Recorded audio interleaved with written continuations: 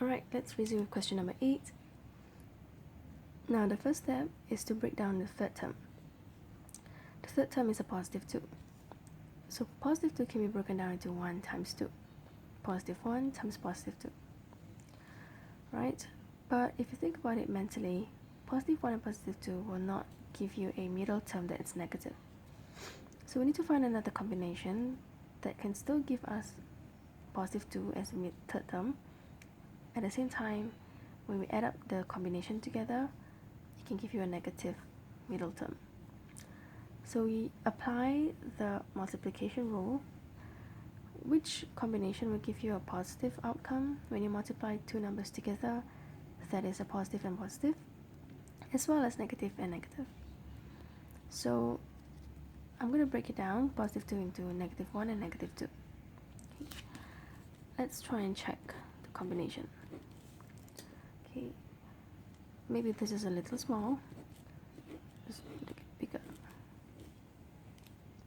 So again, this is the multiplication sign. I will always put the x in the first, or rather second column in the second row. They must be diagonally against each other. And I choose, let's say I choose 1 and 2. 1, positive 1, and 2, positive 2.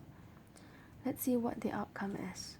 X times x, it gives you x squared. X times 2, it'll give you 2x.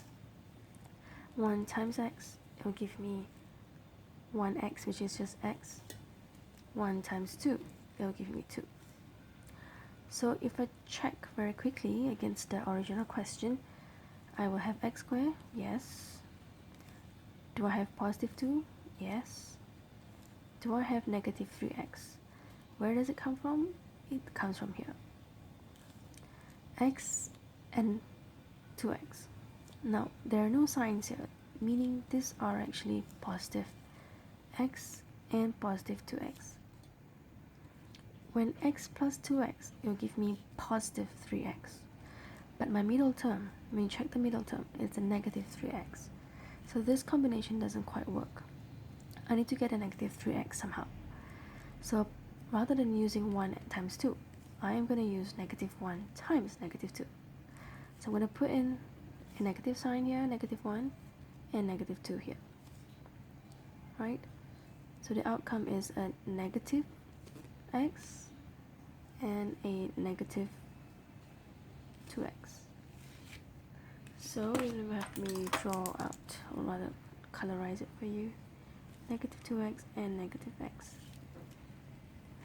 So what happens here when I have negative x and negative 2x is like negative 1 minus 2.